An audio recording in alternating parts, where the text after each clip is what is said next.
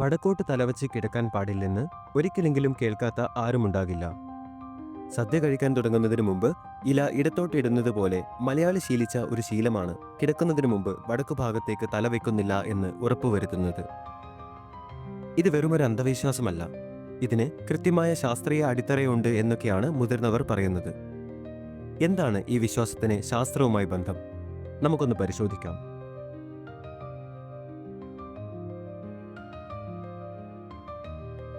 ഒരു കോമ്പസ് അഥവാ വടക്കുനോക്കി യന്ത്രം കയ്യിൽ വെച്ചാൽ അതിന്റെ സൂചി വടക്കു ദിശ കാണിക്കുമെന്ന് നമുക്കറിയാം.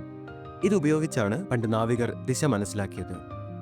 ഭൂമി ഒരു വലിയ കാന്തത്തെ പോലെയാണെന്നും ഭൂമിക്ക് ഒരു കാന്തിക മണ്ഡലമുണ്ടെന്നും അത് വടക്കുനോക്കി യന്ത്രത്തിന്റെ സൂചിയെ വടക്കോട്ട് തിരിക്കുന്നു എന്നുമൊക്കെ നാം സയൻസ് പുസ്തകത്തിൽ പഠിച്ചിട്ടുണ്ട്. അതുപോലെ നാം പഠിച്ച മറ്റൊരു കാര്യമാണ് നമ്മുടെ രക്തത്തിൽ ഇരുമ്പിന്റെ അംശമുണ്ടെന്നത്. അതുകൊണ്ട് വലത്തോട്ട് തലവെച്ച് കിടന്നാൽ ഭൂമിയുടെ കാന്തിക ശക്തി കാരണം നമ്മുടെ ശരീരത്തിലെ രക്തം അമിതമായ അളവിൽ തലച്ചോറിലേക്ക് കടക്കുകയും അത് കട്ടപിടിച്ച് തലച്ചോറിനെ ബാധിക്കുമെന്നും ഹൃദയത്തിൽ രക്തത്തിന്റെ അഭാവം മൂലം ഹൃദയാഘാതം ഉണ്ടാവുമെന്നും തന്മൂലം ഉറക്കത്തിൽ വെച്ച് മരണപ്പെടുമെന്നുമാണ് വാദം. അങ്ങനെയെങ്കിൽ വടക്കോട്ട് തലവെച്ച് കിടക്കുന്നവരെല്ലാം മരിക്കേണ്ടതല്ലേ എന്ന് ചോദിച്ചാൽ ഒരുപാട് കാലം വടക്കോട്ട് തലവെച്ച് കിടന്നാലാണ് മരണം സംഭവിക്കുക എന്നായിരിക്കും ഉത്തരം. ശാസ്ത്രീയ അടിത്തറ ഉണ്ട് എന്ന് പറയുന്നത് കൊണ്ട് തലമുറകളായി ഇതിനെ ആരും ചോദ്യം ചെയ്യുന്നില്ല. കേൾക്കുമ്പോൾ നിസ്സാരമെന്ന് തോന്നുമെങ്കിലും ഇപ്പോഴും ശാസ്ത്രസത്യമായി തന്നെയാണ് ഇത് പ്രചരിക്കുന്നത്. കട്ടിലിൽ കിടക്കുമ്പോൾ മാത്രമല്ല, ഓടുന്ന ബസ്സിലും ട്രെയിനിലുമെല്ലാം കിടക്കുന്നതിന് മുമ്പായി പലരും വടക്ക് ഭാഗം ഏതാണെന്ന് ഉറപ്പുവരുത്തി ആ ഭാഗത്തേക്ക് തലവെച്ച് കിടക്കാതിരിക്കാൻ പ്രത്യേകം ശ്രദ്ധിക്കാറുണ്ട്.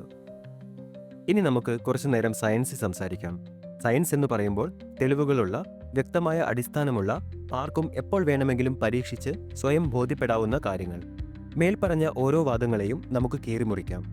ഒന്നാമത്തെ വാദം, വടക്കുനോക്കി യന്ത്രത്തിന്റെ സൂചി വടക്കോട്ട് തിരിയുന്നത് ഭൂമിയുടെ കാന്തിക ശക്തി കാരണമാണ്. ഇത് വാസ്തവം തന്നെയാണ്. എന്നാൽ ആ ശക്തി എത്രമാത്രമാണ് എന്ന് നമുക്കൊന്ന് പരിശോധിക്കാം. ഭൂമിയുടെ കാന്തിക ശക്തി കാരണം വടക്കുഭാഗത്തേക്ക് ദിശ കാണിക്കുന്ന വടക്കുനോക്കി യന്ത്രത്തിന്റെ അടുത്ത് നിങ്ങളുടെ മൊബൈൽ ഫോൺ കൊണ്ടുവയ്ക്കുക. വളരെ വേഗത്തിൽ വടക്കുനോക്കി യന്ത്രത്തിലെ സൂചി മൊബൈൽ വെച്ച ഭാഗത്തേക്ക് തിരിയുന്നത് കാണാം. ഇന്ത്യയെ പോലെ ഭൂമധ്യ രേഖയോട് ചേർന്ന് കിടക്കുന്ന രാജ്യങ്ങളിൽ ഏതാണ്ട് 25 മൈക്രോ ടെസ്ലയാണ് ഭൂമിയുടെ കാന്തിക ശക്തി. എന്നാൽ നിങ്ങളുടെ കയ്യിലെ മൊബൈൽ ഫോണിന്റെ സ്പീക്കറിന്റെ കാന്തിക ശക്തി ഏതാണ്ട് 1000 മൈക്രോ ടെസ്ലയാണ്. അതായത് ഭൂമി എന്ന ഭീമൻ കാന്തത്തിന്റെ കാന്തിക ശക്തിയേക്കാൾ 40 മടങ്ങ് കാന്തിക ശക്തിയുണ്ട് നിങ്ങളുടെ കയ്യിലെ കുഞ്ഞു മൊബൈൽ ഫോണിന്റെ സ്പീക്കറിന്.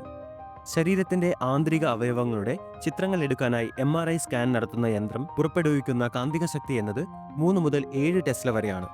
അതായത് 30 ലക്ഷം മുതൽ 70 ലക്ഷം മൈക്രോ ടെസ്ല.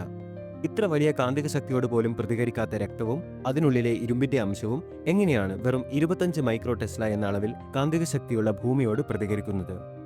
രണ്ടാമതായി, രക്തത്തിലെ ഇരുമ്പിന്റെ അംശത്തെക്കുറിച്ച് സംസാരിക്കാം. കാന്തം ഇരുമ്പിനെ ആകർഷിക്കുമെന്നതിൽ യാതൊരു തർക്കവുമില്ല.